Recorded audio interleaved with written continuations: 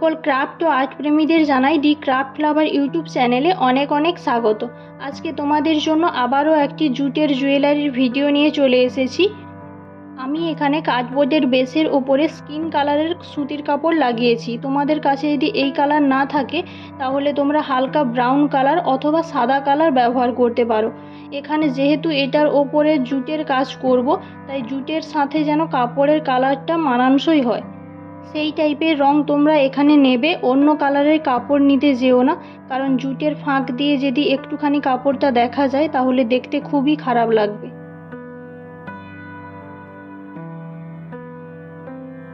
এখানে দেখো টি শার্টের মধ্যে যে পেপারগুলি থাকে সেগুলি আমি এখানে ব্যবহার করেছি।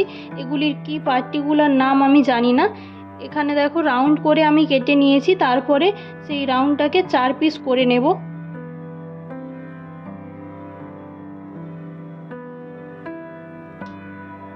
এবারে প্রতিটা পিসকে একসাথে জয়েন্ট করে তার ওপরের দিকে কোণটা একটুখানি কেটে দেব।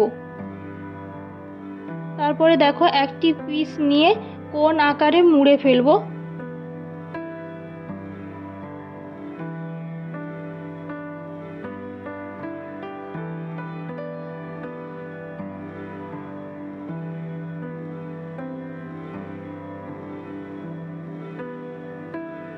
খেয়াল রাখবে এর যে মাঝের হোলটা হয়েছে তা যেন 0.5 সেমি হয় প্রতিটার।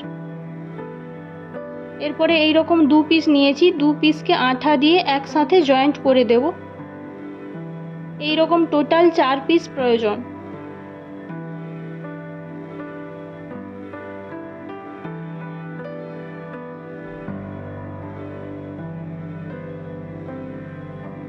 এবারে দেখো এখানে আমি জুট নিয়েছি। জুটটাকে আমাদের বাংলা ভাষায় সুতলি দড়ি বলে থাকে।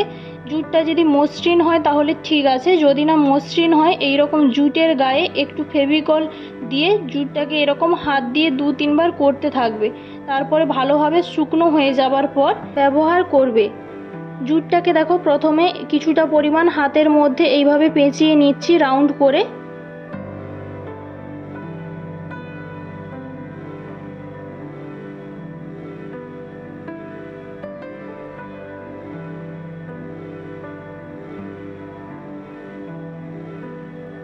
তারপরে কার্ডবোর্ডের বেসটার ওপরে ফেভিকল অ্যাপ্লাই করে হাতে যতটা পরিমাণে জুট পেঁচিয়েছিলাম সেটাকে বসিয়ে দিচ্ছি। তারপরে একটু একটু করে ফেভিকল লাগাবো আর জুটটাকে এই রকম গোল গোল ঘুরিয়ে কার্ডবোর্ডের বেসের সাথে আটকাতে থাকবো।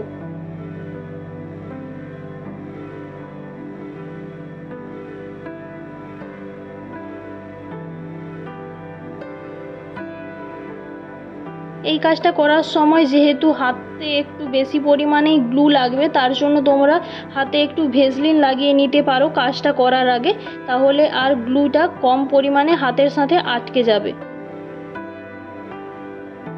একই রকমভাবে পুরোটা কমপ্লিট করতে হবে এখানে।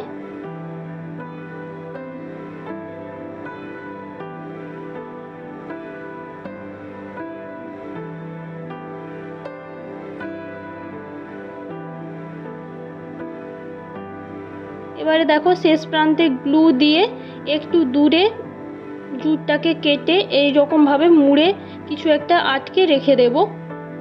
ভালোভাবে শুকনো হয়ে যাওয়ার পর সেই অংশটা কেটে বাদ দেব। একই রকমভাবে ইয়াররিংয়ের পিসগুলিও করে নিয়েছি। এবারে জুটের ওপরে ফেভিকল লাগিয়ে হাত দিয়ে 2-1 বার মসৃণ করার পর জুটটাকে এই যে কাগজের যে ঢোল শেপ বানিয়েছিলাম তার ওপরে পেঁচিয়ে দিচ্ছি। ওপরের দিকটা 1-2 বার পেঁচানোর পরে হাত দিয়ে চেপে বাকি অংশটা পেঁচাবে, না হলে এটা খুলে যাবে।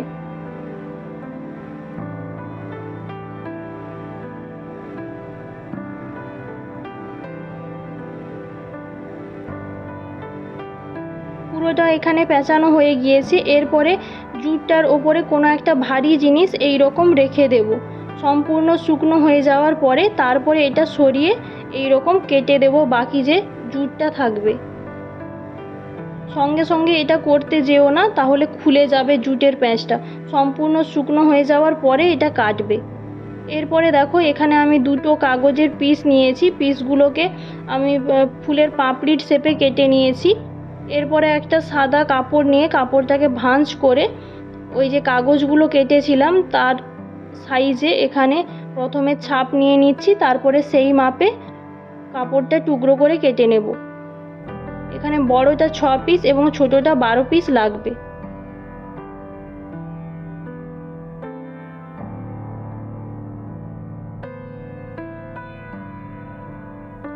এবারে এখানে দেখো আমরা যে ক্রস স্টিচের আসন বুনি সেই আসনের বেসটা আমি নিয়েছি, তার ওপরে এই রকম কাপড়ের যে পিসগুলি কেটেছিলাম সেগুলি গ্লু লাগিয়ে আটকে দিচ্ছি। এখানে তোমরা ফেব্রিক গ্লু ব্যবহার করবে, অন্য কোনো গ্লু ব্যবহার করতে যেও না, কারণ কাপড়ের সাথে লাগাবো অন্য গ্লুর দাগটা থেকে যায়। একই রকমভাবে সমস্ত পিসগুলি লাগিয়ে নেব। এবারে সম্পূর্ণ শুকনো হয়ে যাওয়ার পর সমস্ত পিসগুলিকে আলাদা আলাদাভাবে কেটে নেব।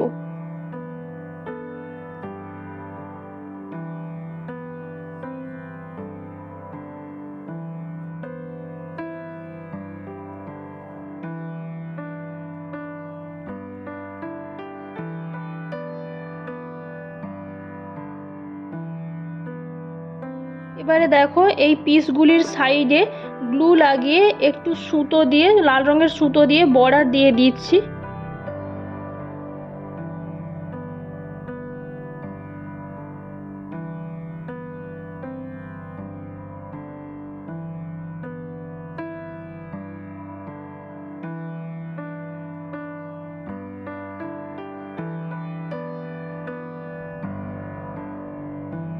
এবার এখানে টুইস্টেড রোপ বানানোর জন্য আমি 5 পিস সুতো নিয়েছি, প্রতিটি 25 ইঞ্চ করে। এইবারে একটা প্রান্ত, সুতোর একটা প্রান্ত কোনো জায়গায় এই রকম আটকে দেব, আর অন্য প্রান্তটাকে টুইস্ট করতে থাকবো এই রকম টান টান রেখে।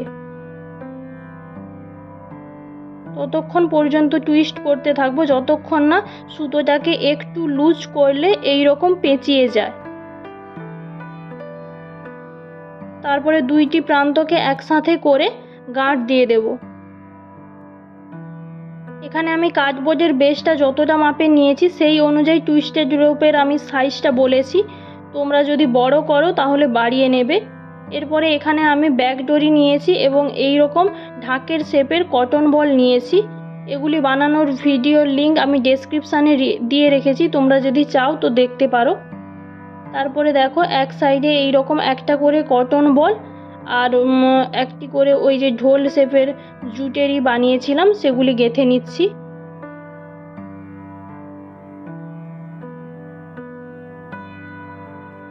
এইবারে দেখো ব্যাক ডরির সাথে গলিয়ে আবার ব্যাকে গেঁথে নিয়ে আসবো।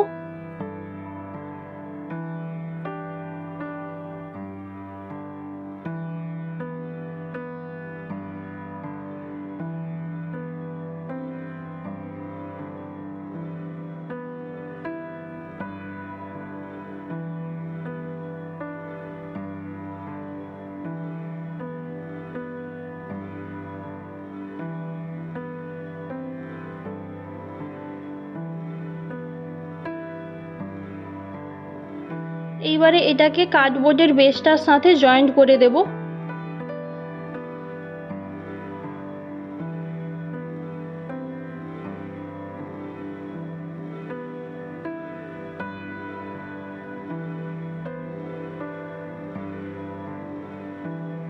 একই রকমভাবে অন্য সাইডটিও করে নিয়েছি।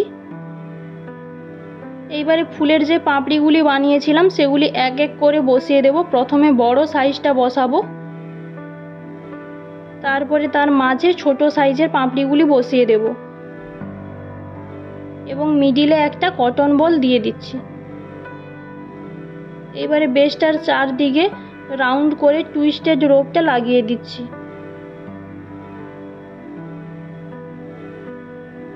এবারে টুইস্টেড রোপটা যেখানে কাটবো সেখানে প্রথমে একটু গ্লু দিয়ে দেবে, তারপরে কাটবে। তার আগে কাটতে গেলে টুইস্টেড রোপের প্যাঁচটা খুলে যেতে পারে। এবারে ইয়াররিংয়ের জন্য এই রকম ফুলের পাপড়িগুলি ছোট 3 পিস নিয়েছি, 3 পিসকে একসাথে জয়েন্ট করে কিছুটা অংশ কেটে বাদ দিয়ে দিয়েছি। তারপরে দেখো 3 পিসকে এই রকম পজিশানে লাগিয়ে নিচ্ছি। তারপরে মাঝে একটা কটন বল দিয়ে দিচ্ছি।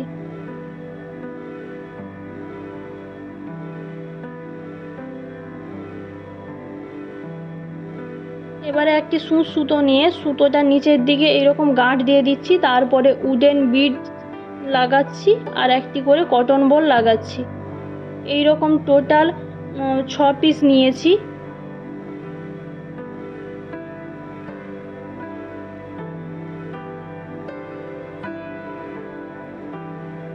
এবারে মালাটা সম্পূর্ণ শুকনো হয়ে যাওয়ার পর লকেটটির পেছন দিকে এই রকম মাঝ বরাবর গ্লু লাগিয়ে উডেন বিডস এবং কটন বল দিয়ে যে লাটকানগুলি বানিয়েছিলাম সেগুলি লাগিয়ে দিচ্ছি। এখানে আমি 4 পিস লাগাচ্ছি, তোমরা চাইলে এর পরিবর্তে আরও বেশি লাগাতে পারো বা কম লাগাতে পারো, তোমাদের ইচ্ছে। এরপরে পেছন দিকটা পুরোটা গ্লু অ্যাপ্লাই করে কাপড় লাগিয়ে নেব।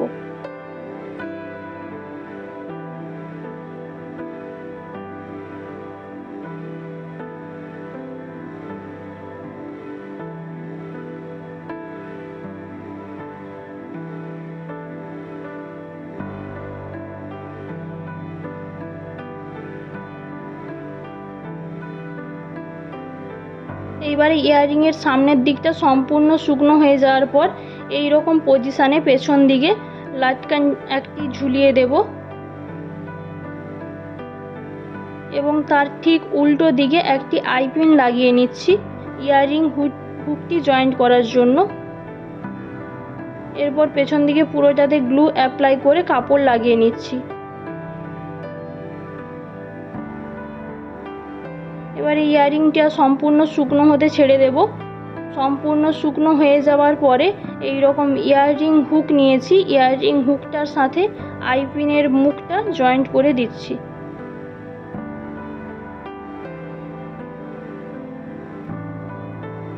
যদি তোমাদের এই ভিডিওটি ভালো লেগে থাকে তাহলে প্লিজ লাইক করো এবং তোমাদের মতো গয়না প্রেমীদের সাথে শেয়ার করো। আমার চ্যানেলে কেউ নতুন হয়ে থাকলে প্লিজ চ্যানেলটি সাবস্ক্রাইব করো।